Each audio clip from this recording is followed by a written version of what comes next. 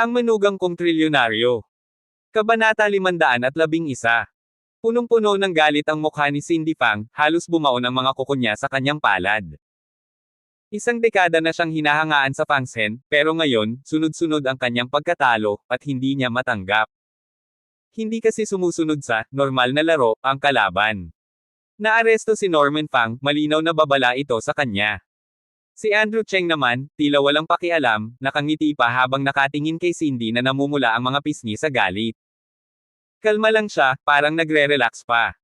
Sa totoo lang, ani Andrew, hindi ko alam kung ano talaga ang gusto ko. Pero Boss Fang, kung wala kang kinalaman dito, bakit ang nakababatang kapatid mo ay nakikisalamuha sa mga gang? Kumunat ang noo ni Cindy at mabilis na nagdepensa. Mahilig lang makipagkaibigan ang kapatid ko, aniya. Siguro, mababaw lang yung pakikitungo nila. Hindi ba normal lang naman ang bumati? Isang palusot na halatang pinilit. Oo nga. Kilala ko lang sila. Singit ni Norman Fang, namumula ang mukha. Binati ko lang naman sila minsan. Hindi mo ba nirerespeto ang aming apat na Golden Phoenixes? Ang resulta. Lumapit si Andrew at walang abog-abog na sinipa sa tiyan si Norman. Napangiwi sa sakit si Norman, sa mukha pa ng ilang ulit. Ikaw ba naman ang sumabat habang may pinag-uusapan kami ng ate mo? Malamig na bulalas ni Andrew, ang mga mata ay parang nagyayelong mga patalim. Ikaw. Nag-aapoy ang galit ni Norman pero wala siyang magawa.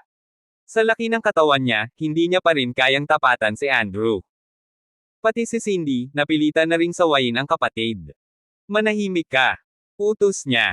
Napakagat na lang ng ngipin si Norman habang pilit nilulunok ang galit niya.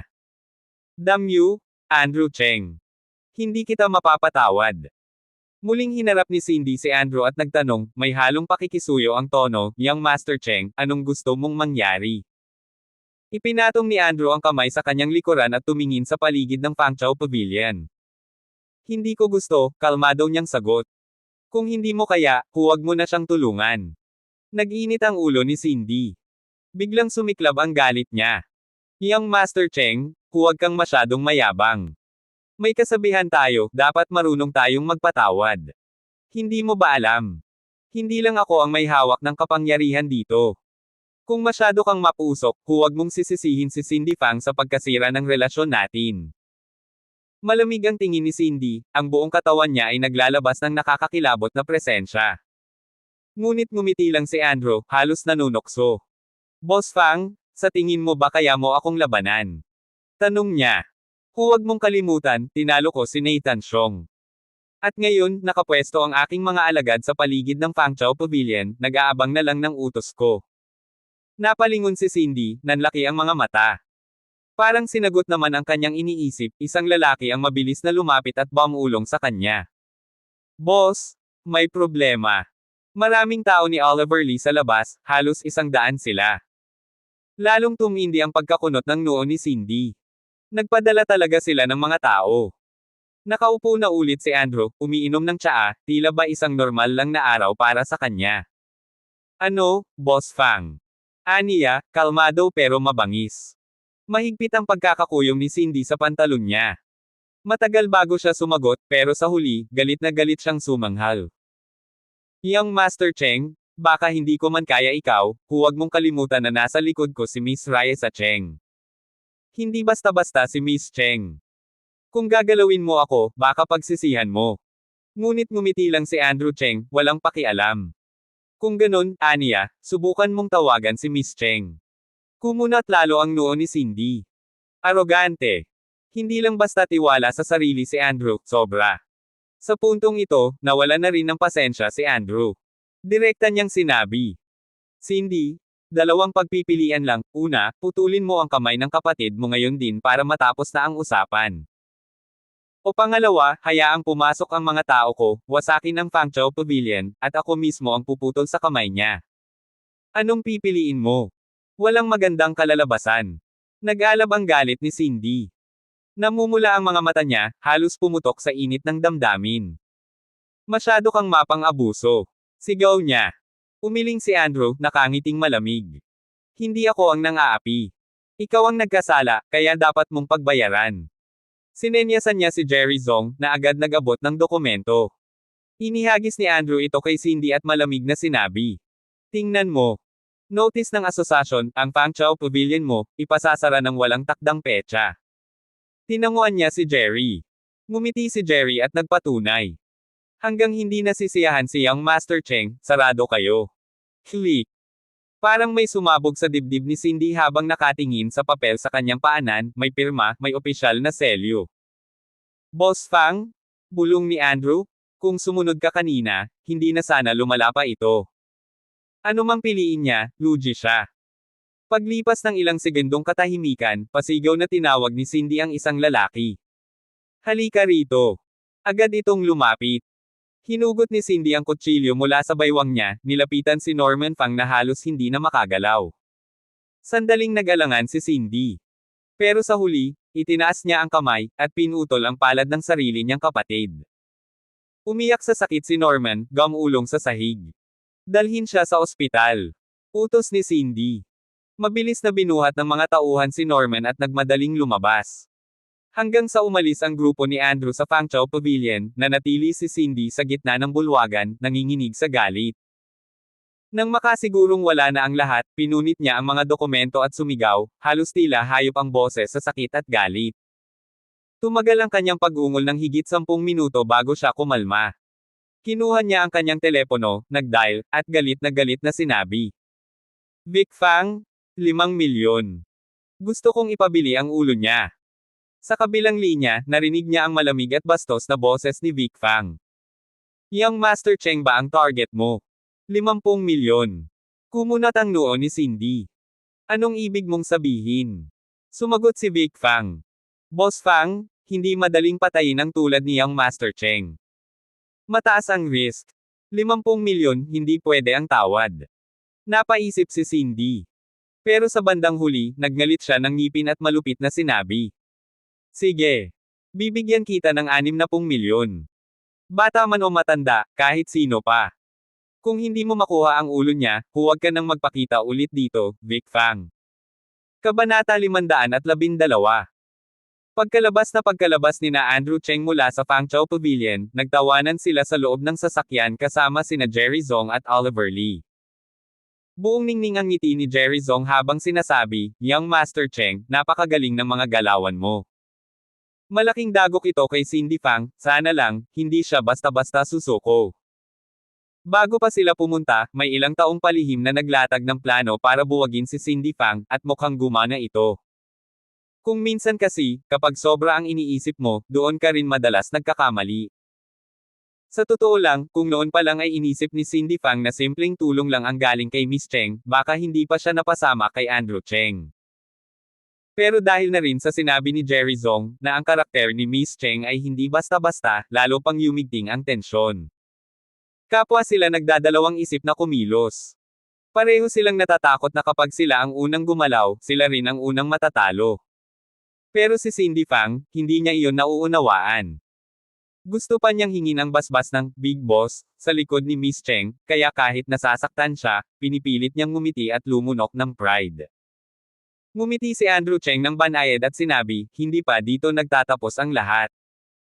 Hindi ko hahayaang manatili pa si Cindy Fang sa eksena, pati na ang 4 na kapatid ng pamilyang Fang. Nakaabang na ang mga tao ko, handa sa anumang mangyayari. Tumango si Oliver Lee. Mr. Cheng, magpapadala pa ba si Hugo Fang ng mga tao para magbantay? Hayaan mong bantayan nila. Tingnan natin kung paano niya pipiliin si Cindy Fang, malamig na sagot ni Andrew Cheng. Tumingin siya sa bintana. Puti na ang kalangitan, tanda ng pagwawakas ng magulong gabi. Isang bagong araw ang sumalubong sa Luofeng Town. Pero sa araw na ito, iisang usapan lang ang nangingibabaw sa buong bayan, ang matinding labanan kagabi sa harap ng Yingfeng Restaurant. Hindi ito ordinaryong gulo. Nakakatindig balahibo. Halos sa bawat kanto, may nagkukwentuhan tungkol dito.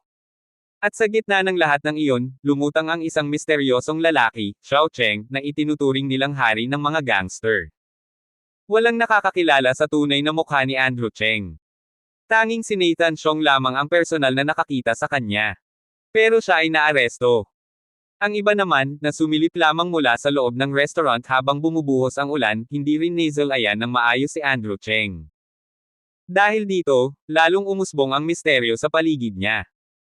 Ang alam lang ng lahat, si Mr. Cheng ay isang makapangyarihang tao na dinala ni Oliver Lee, isang tao na kahit si Oliver ay nag-abot ng payong para protektahan. Hindi inakala ni Andrew Cheng na sa loob lamang ng 2 araw mula pagdating niya sa Luofeng Town, ay magtataglay na siya ng matinding impluwensya. Ngayon, tinatawag na siya ng lahat bilang Mr. Cheng ng Xiangjiang, isang alamat na. At paano nga ba hindi? Kahit si Nathan Xiong, na kinatatakutan noon, ay natamba. Maging si Baron Lau, isang matandang haligi ng Jiangnan District, ay napilitang yumuko sa pangalan ni Mr. Cheng. Mula pa lang doon, alam mo nang hindi basta-basta ang pinagmula ni Andrew Cheng. Sa ospital, nakatayo si Andrew Cheng sa tabi ng kama ni Milzen. Tinitingnan niya ang bata nang may malalim na lamang sa mga mata. Buti na lang at naagapan ang matinding lagnat kagabi. Biglang bumukas ang pinto. Pumasok si Maris Lee, basang-basa sa ulan, tila magtatapat ng kasalanan. Pasensya na, Andrew, sabi ni Maris, nanginginig ang boses at dumadaloy ang luha, kasalanan ko lahat ito. Kung hindi ako naglaro, hindi sana. Lumingon si Andrew Cheng, tiningnan siya, at mahigpit pero mahinahon na sinabi, sige na, huwag mo nang sisihin ang sarili mo. Wala namang malala, hindi ba? Napangiwi si Maris Lee at biglang sumigla, sabay sabi, Kuya Andrew, mula ngayon, sasamahan ko si Milzen. Ako ang magpoprotekta sa kanya. Alam ni Andrew Cheng na kung tututulan niya iyon, mababali lang ang loob ni Maris Lee. Kaya, tumango siya. Pero kailangang matuto ka ng ilang basic self-defense, biling niya. Buong tapang na sagot ni Maris Lee, walang problema, matututo ako. Pagkalabas ni Andrew Cheng mula sa ward ni Milzen, dumiretso siya sa kwarto ni Lilibeth Chan. Gising na si Lilibeth, nakaupo sa kama, nakatanaw sa labas ng bintana.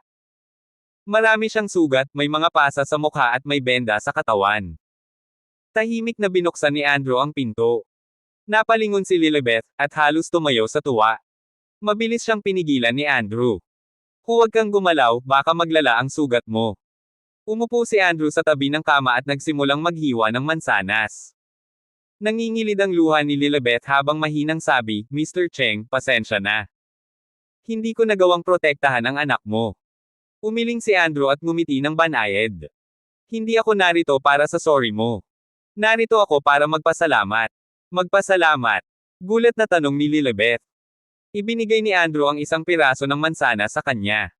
Dahan-dahan itong isinubo ni Lilibeth. Kung hindi dahil sa'yo, baka kung ano na ang nangyari kay Milzen, seryosong sabi ni Andrew, may bahid ng galit sa mga mata.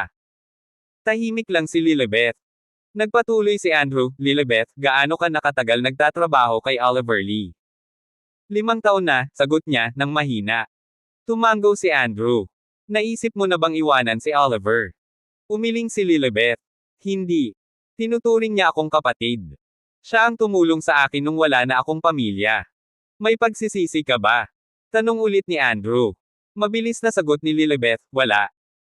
Tumango ulit si Andrew, at pagkatapos ay malumanay na nagtanong, kung ganon, gusto mo ba, sa hinaharap, sumama na diretso sa akin. Natahimik ang silid. Gulat na gulat si Lilibeth. Hindi siya makapaniwala. Ang direktang pagsunod kay Andrew Cheng ay ibang usapan, mas mataas, mas delikado, pero mas malaki rin ang oportunidad. Matapos ang ilang segundong pag-iisip, sinabi ni Lilibeth, kung gusto ni Mr. Oliver, susunod po ako kay Mr. Cheng. Sa mismong sandaling iyon, pak! Biglang bumukas ang pinto. Pumasok si Oliver Lee, puno ng galit ang mukha, pero nang harapin si Andrew Cheng, agad siyang yumuko ng may respeto. Mr. Cheng, ako po ang may kasalanan. Huwag niyo na pong seryosohin ang sinabi ni Lilibeth. Ako na po ang humihiling na kuhanin ninyo siya. Kuya Oliver. Bulong ni Lilibeth, nangingilid ang luha. Alam niyang ginagawa iyon ni Oliver para sa ikabubuti niya. Tumingin si Andrew Cheng kay Oliver, saka kay Lilibeth. Chapter 513. Nagulat si Cindy Fang nang kunin ang file bag, binuksan ito, at bumungad ang napakadetalye at komprehensibong impormasyon. Marian Yang. Ang asawa ni Andrew Cheng, si Marian Yang, ay chairman ng Bicang Group, anak Milzen Cheng, ina Marte Pinyin, at ama Nestor Yang. Napakadetalye ng laman ng file. Miss Cheng, kailangan ba talaga natin ito? Tanong ni Cindy Fang, nais makasigurado. Malamig na sagot ni Raya sa Cheng, buntis siya at kasalukuyang nasa ospital. Papuntahin mo ang mga tao mo sa kumpanya niya at magpasimula ng kaguluhan, mas malaki, mas mabuti. Sa ganitong paraan, hindi na makakapag-isip si Andrew Cheng tungkol sa Luofeng Town. Bukas na ang Underground Chamber of Commerce. Kung hindi siya makikialam, mas makakabuti para sa atin. Hanggat makukuha ng tao ng Panginoon ang kalahati ng benepisyo roon, nagawa mo na ang trabaho mo. Maingat na pinakinggan ni Cindy Fang ang bawat salita habang binabasa ang hawak na impormasyon, at agad niyang naintindihan ang ibig sabihin nito. Naiintindihan ko, Miss Cheng, sagot ni Cindy Fang. Pagkatapos ng ilang sandaling pag-aalinlangan, muli siyang nagsalita, Miss Cheng, may isa po akong kahilingan. Medyo walang puso. Bahagyang ngumiti si Rizzo Cheng, isang ngiting may malalim na kahulugan. Gusto mong maghayganti sa ngalan ng iyong ikalawang kapatid. Gusto mong galawin si Andrew Cheng. Tumango si Cindy Fang, mahigpit na kinuyam ang kanyang kamao. Ang batang iyon, napakadaya. Sa konti niyang pera at impluwensya, ginagamit pa niya ang koneksyon niya kay Jerry Zong para apihin ako. Hindi ko kayang lunokan ang galit na ito. Habang inaalala ang mga nakaraan, muling nag-alab ang galit ni Cindy Fang. Sandaling nag-isip si Rizzo Cheng bago malamig na sinabi. Bahala ka, basta siguraduhin mong walang matitirang ebidensya, lalo na bukas ng gabi sa Underground Chamber of Commerce. Hindi ka pwedeng maboko. Kung sakali mang may mangyari, alam mo na kung paano ka maglilinis ng sarili mong bakas. Naiintindihan ko, Miss Cheng. Lilinisin ko ang lahat ng maayos. Paggalang na yumuko si Cindy Fang. Tumayo si Raya sa Cheng, naglakad papalabas, pero sa may pintuan, huminto siya at malamig na sinabi ng hindi lumilingon. Dapat siguradong sigurado ka sa pagkilos mo kay Jaime Fang. Kung hindi, kapag bumagsak ka, problema mo na iyon. Pagkasabi noon, matikas na umalis si Raya sa Cheng. Miss Cheng? Mag-ingat po kayo. Malumanay na sabi ni Cindy Fang habang pinapahid ang malamig na pawis sa kanyang noo. Alam pala ni Miss Cheng. Ang huling sinabi niya. Paalala ba iyon sa akin?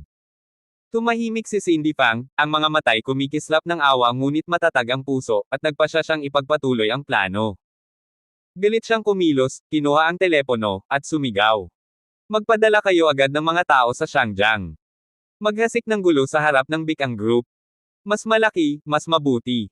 Huwag kayong matakot gumastos. Yes, boss. Agad na sumunod ang lalaki, bitbit ang portfolio. Balik sa Xiangjiang, Bicang Group. Abala si Kim Chian sa pag-aasikaso ng mga dokumento. Ang dalaga, nakasuot ng maliit na trench coat, manipis na itim na medyas na nakabalot sa mahahaba at payat niyang mga binti, at nakaitim na salamin, tunay na larawan ng isang matalino at malakas na babae. Dahil nasa ospital si Andrew Cheng kasama ang kanyang bagong silang na anak, si Kim Chian na ang umaasikaso sa kumpanya.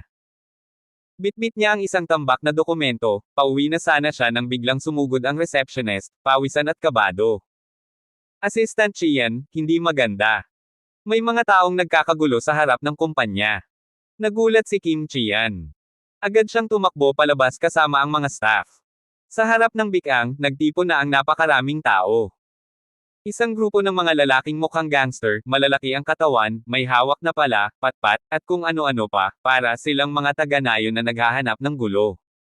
May dalawang bangkay na natatakpan ng puting tela sa lupa. Sa harap nila, isang matandang babae na nakasuot ng sako at nakaluhod habang umiiyak ng malakas. May kasama pa siyang 3 hanggang 5 batang maliit. Isang matingkad na pulang banner ang nakabitin. Bicang Trader, negosyong may lason. Buhay ang nausayang. Bigyan kami ng hustisya. Naririnig sa paligid ang mga bulong-bulungan. Nako, kawawang pamilya. Narinig ko, uminom daw sila ng gamot mula sa bikang at namatay ang mag-asawa, iniwan ng 2 bata at isang matandang ina. Ang sama pala. Akala ko pa naman maayos ang kumpanyang yan. Mga hayop, lumayas kayo sa Xiangjiang. Tumataas ang tensyon sa paligid. May mga beerang tao, pero marami ring mga usisero lamang. Lumapit si Kim Chian at agad na tinanong si Ferdy Lau, ang security captain. Anong nangyayari rito? Assistant Chian, sabi nila, dahil sa gamot ng kumpanya natin namatay ang mag-asawa. Dinala nila ang mga bangkay. Kumunat ang noo ni Kim Chian. Alam niyang mahigpit ang kalidad ng kanilang gamot pero mahirap kalabanan ang ganitong klaseng eksena. Dahil sa pagmamadali, tinawagan niya si Marian Young. Marian, may problema tayo sa kumpanya. Mabilis niyang isinalaysay ang buong pangyayari. Sige, pupunta ako agad. Hawakan mo muna ang sitwasyon. Mabilis na tugon ni Marian. Sa ospital.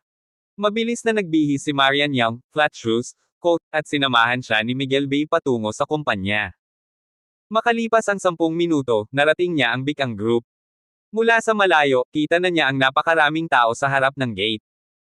Lumapit ang manager ng security at public relations at nagulat sa kanya. Chairman, sa ngayon, walang ebidensya na may kaugnayan ang gamot natin sa sinasabing pagkamatay. Malaki ang hinala ko, sinadya ito. Tumango si Marian, pinanatiling kalmado ang ekspresyon. Sa ilalim ng proteksyon ni Miguel Bay, sumugod siya sa gitna ng karamihan. Tumayo siya sa harap ng lahat at matapang na nagpakilala. Magandang araw. Ako po si Marian Young, chairman ng Bicang Group. Kung may mga problema o tanong kayo, pakikinggan ko lahat. Nangangako akong kung talagang may pagkukulang kami, bibigyan namin ng hustisya ang publiko. Matapang ang boses niya, ngunit bago pa siya matapos. Plop! Isang bulok na itlog ang tumama sa kanyang mukha. Kasunod noon, nagsilabasan ang mga bulok na itlog, dahon ng gulay, at kung ano-ano pang dumi na inihahagis mula sa loob ng karamihan. Mandiraya ka. Niloko mo kami. Makonsensya ka sana, babae ka. Akala mo makakaligtas ka. Nagtatago ka sa yaman mo. Sa isang iglap, hindi na nakontrol ang gulo. Lumala ang sigawan, ang galit, at ang kaguluhan sa harap ng kumpanya. Kabanata 514.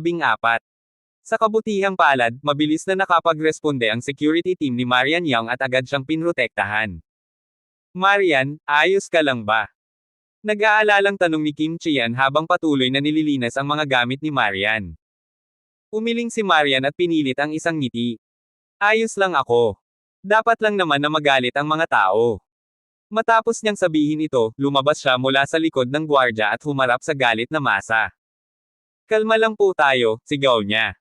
Hindi natin mareresolba ang problema sa ganitong paraan. Makikipag-ugnayan ako sa pamilya sa tamang oras. Naiintindihan ko ang inyong nararamdaman at hinihiling ko lang na bigyan ninyo ako ng konting panahon. Kalokohan. Sigaw ng isang lalaki. Ikaw, Marian, ang pinakamalaking salot. Oo nga. Narinig kong buntis ka pa. Hiyaw ng isa pa. Ang anak mo magiging kapahamakan sa lipunan. Dapat mamatay na kayo. Napakabagsik ng mga salita.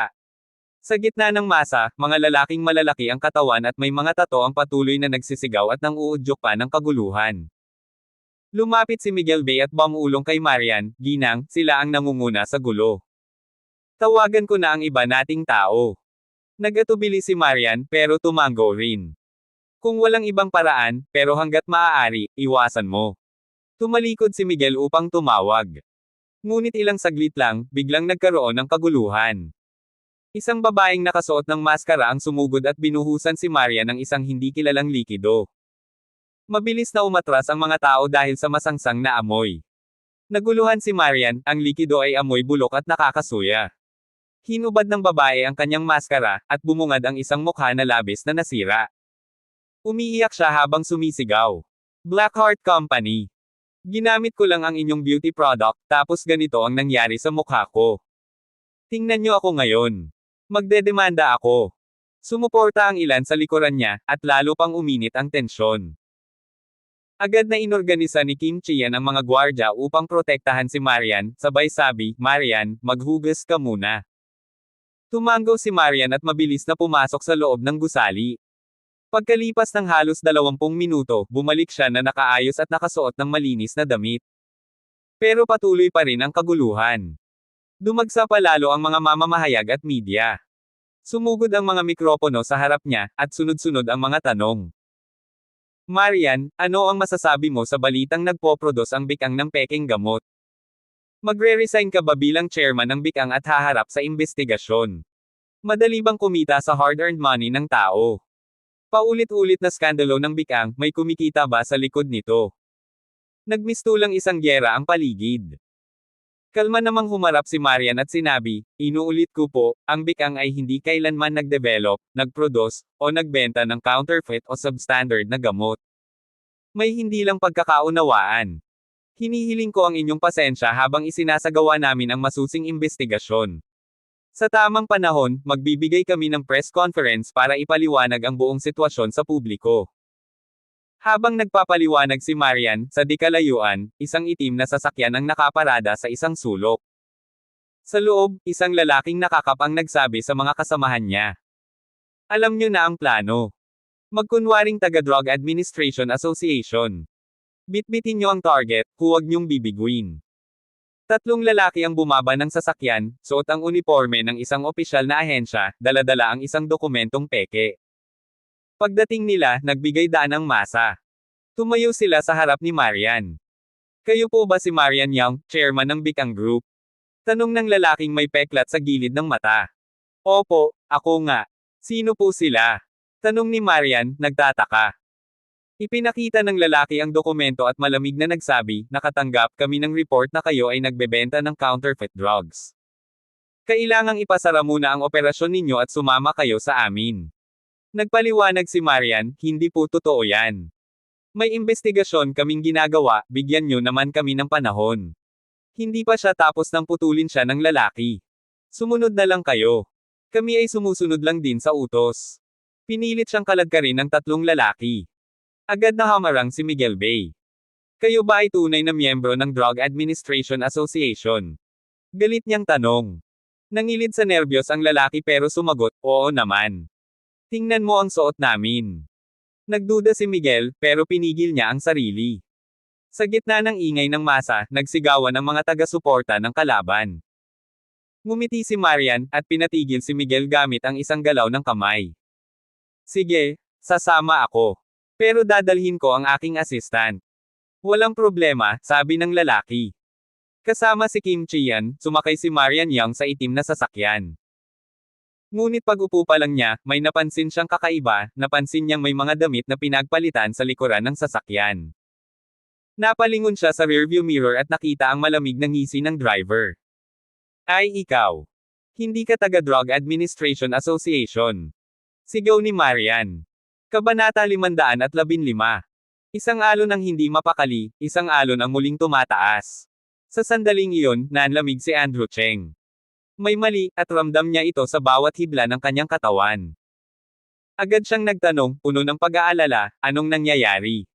Naglabas daw ang bikang ng pekeng gamot. Paano nangyari ito? Mula sa kabilang linya, halatang kinakabahan si Miguel Bay.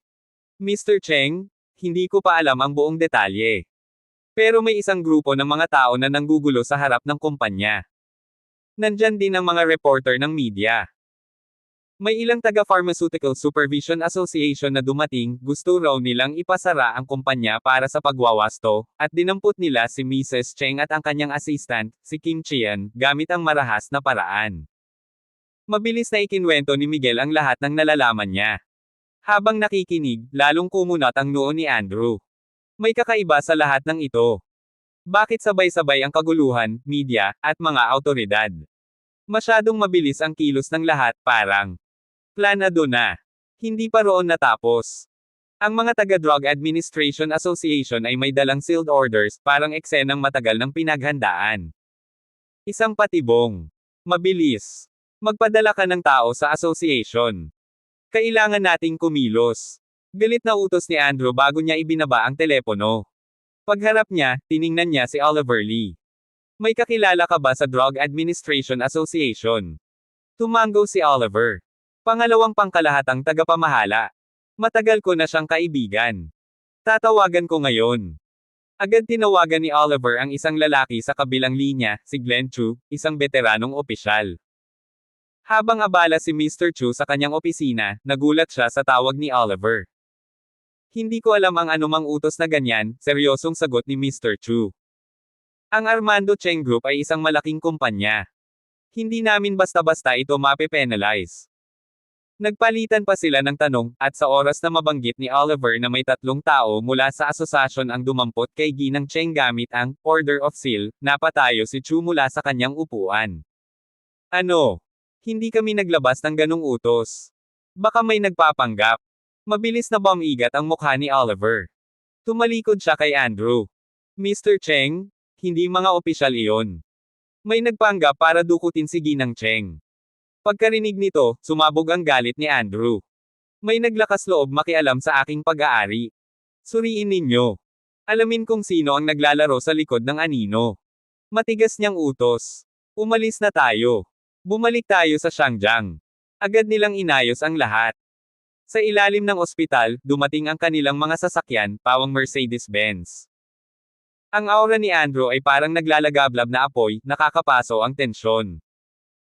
Kasama nila si Oliver at ang ilang bodyguard, mabilis nilang nilisan ang ospital, habang naiwan naman sina Oliver at Jerry Zong para tiyaking ligtas ang ospital. Ngunit higit sa lahat, ang pangunahing misyon ngayon, si Marian Yang. Sa gilid ng ospital, isang lalaking nakamaskara ang palihim na lumabas mula sa dilim. Pabilis siyang nagmaneho patungong Fangchao Pavilion. Pagkarating sa ikatlong palapag, kumatok siya. Pasok, malamig na tugon ni Cindy Fang mula sa loob. Lumapit ang lalaki at magalang na nagulat. Boss, umalis na sila. Papalayo na sila mula sa Luofeng Town. Mabuti, malamig na sagot ni Cindy Fang, nakatanaw sa bintana. Sa labas, kitang-kita ang malalawak na bundok ng Luofeng Town, mapayapa, ngunit sa ilalim ng katahimikang iyon ay may binabalak na kaguluhan. Agad niyang tinawagan si Vic Fang. Vic Fang, ang Luofeng Town ay para na sa iyo. Kailangan ko lang ng isang resulta. Boss Fang, huwag kang mag-alala. Bayad ang tao, susunod sa usapan. Hintayin mo ang magandang balita. Pagkababa ng telepono, ngumisi si Cindy Fang, isang mapanlinlang at nakakatakot na ngiti. Andrew, maglalakas loob kang labanan ako. Ngayong gabi, kukunin ko ang iyong buhay. Sa ospital naman, binisita ni Cindy Fang ang kanyang kapatid, si Norman Fang. Nakagasa ang kaliwang kamay ni Norman. Nang makita si Cindy Fang, dali-dali siyang tumayo. Anong ginagawa mo rito? Tahimik na tiningnan siya ni Cindy Fang at umupo sa tabi niya. Para tingnan ka, maikli niyang sagot. Galit na galit si Norman, umuusok sa inis. Lahat ito, dahil kay Andrew. Paglabas ko, hindi ko siya patatawarin. Relax ka lang, mahinang ngiti ni Cindy Fang. Ayos na ang lahat. Konting hintay na lang. Nagliwanag ang mata ni Norman. Seryoso. Naayos mo na. Tumanggo si Cindy Fang at ibinunyag ang buong plano. Nang marinig ni Norman ang bawat detalye, kumuyam siya ng kamao. Isang marahas na ngiti ang gumuhit sa kanyang lobby. Magaling. Patayin si Andrew, at siguradong anggat tayo sa mata ni Miss Cheng. Ang pamilyang Fang, muling sisikat. Tumanggo si Cindy Fang, ngunit sa puso niya, hindi niya maalis ang malamig na pakiramdam, kung hindi dahil sa aksidenteng ito, hindi niya malalaman kung gaano kahirap buwagin si Andrew Cheng. Samantala, sa kalsada ng bundok papuntang Shangjiang, 5 itim na Mercedes-Benz ang mabilis na rumaragasa. Sa likuran ng pangunahing sasakyan, tahimik na nag-uusap sina Andrew at Oliver. Bigla, boom. May nangyari. Tumigil ang sasakyan ng biglaan, dumulas ang gulong, at sumalpok ang kotse sa gilid ng bundok. Kasunod nito, nagsunod-sunod ang 4 pang Mercedes-Benz. Mr. Cheng, M. Lee, tingnan ko lang ang kalagayan. Bulalas ng bodyguard mula sa driver's seat habang nagmamadaling kalasin ang kanyang seatbelt. Ngunit mabilis na sumabat si Andrew, malamig ang boses, mag-ingat ka. Isang biglaang katahimikan ang bumalot sa buong konvoy. Sa madilim na bundok, sa nagbabadyang panganib, isang aninong hindi pa nila nakikita ang nakalatag na bitag. Abangan ang mga susunod pang kabanata ng Ang Manugang Kong Trilyonaryo. For more updates, please subscribe to my YouTube channel and don't forget to like and share. Thanks for your support.